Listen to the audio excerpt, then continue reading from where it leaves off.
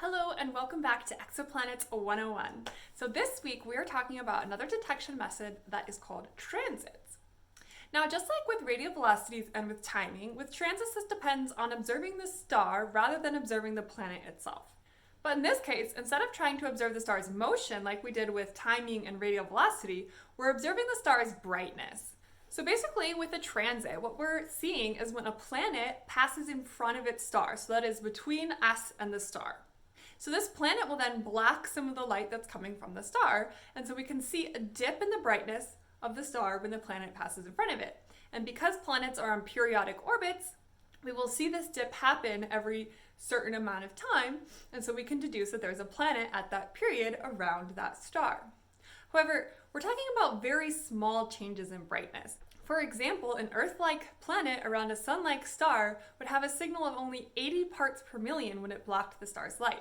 So we need to make really careful observations of these stars to see these brightness dips. In this case, unlike with the other two, since we're not observing the orbit of the star or the orbit of the planet, we don't get any mass information from a transit. Instead, what we get is the size of the planet. A planet in front of a star is going to black out light proportionally to the planet's area. And so, in fact, we can get the radius of this planet at least relative to the star. This is definitely a complementary piece of information to the mass, because if you have both the mass and the radius of the planet, then you can get a density, which can tell you some things about what a planet might be made of and things like that. So that's pretty exciting when you get both. But if you only have a transit, then you're just getting the radius relative to the stellar radius. So you need to know about the star as well. Since you're observing these stars and looking for very small changes in the brightness, you need to have a really good idea of what the baseline level of brightness for a star is, which can be pretty difficult. And there's a lot of potential false positives for a transit. Things that can make a signal that looks like a planet's transit, but is not actually from a transiting planet. And since we only get information about the planet's radius relative to the star, we really need to know a lot about the star. So transits are really dependent on how much we know about the star in question. Transits are also very sensitive to the orientation of the orbit that we're observing. Now, the other methods we talked about are also sensitive to this orientation. Like we said, you get more of the signal the closer that the orbit gets to being edge-on from your line of sight. However, the transit method is even more sensitive to it because you can only see the transit if the planet is passing directly in front of the star, which really limits the amount of inclination that it can have relative to the sky plane. And the probability of that transit decreases as the planet is farther away from its star, which makes sense because if you think about just a typical triangle, as this leg gets bigger for the same given angle, this side is going to get larger. And so that means there's more probability that it's not going to be passing in front of the star relative to our line of sight.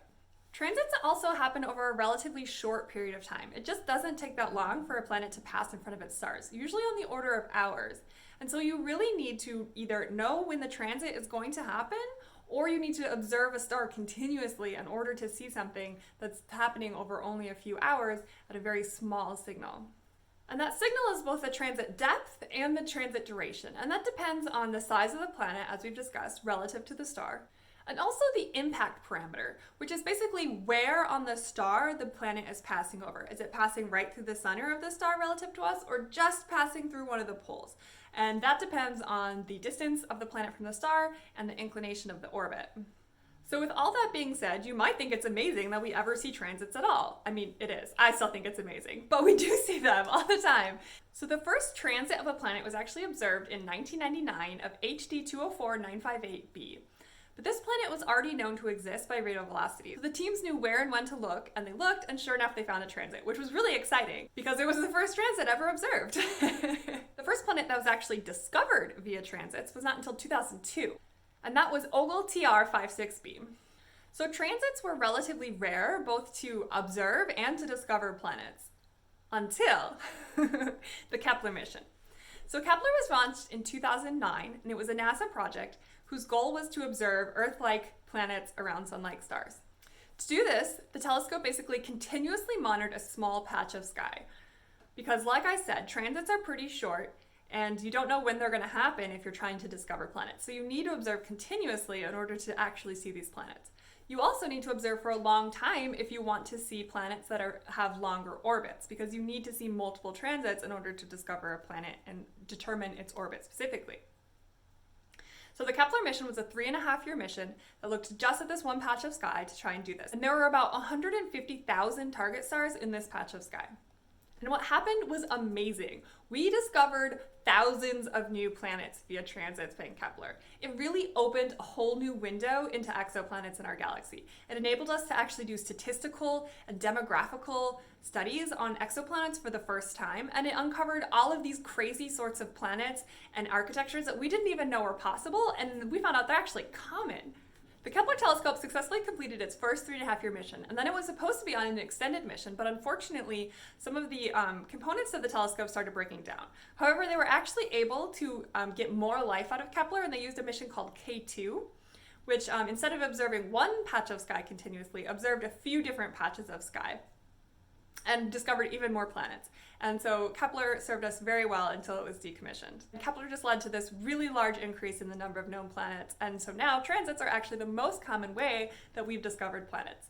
Of the 4,292 confirmed exoplanets, 3,287 have been discovered by transits. That's a lot. It's about 77% of the total. So even though transits are kind of rare, kind of hard to see, and require us to know a lot about the stars, we actually have kind of got this technique down really well, and it is one of the best ways that we have of detecting planets. And after Kepler, now we have the TESS mission, which is currently ongoing, which is doing a very similar thing except over the entire sky for a shorter period of time. And we're already discovering new planets from TESS, and it will continue for a few more years. And so transits are really exciting, and I hope that you have learned a little bit more about how we detect planets via transit, and I will see you again next week. Bye!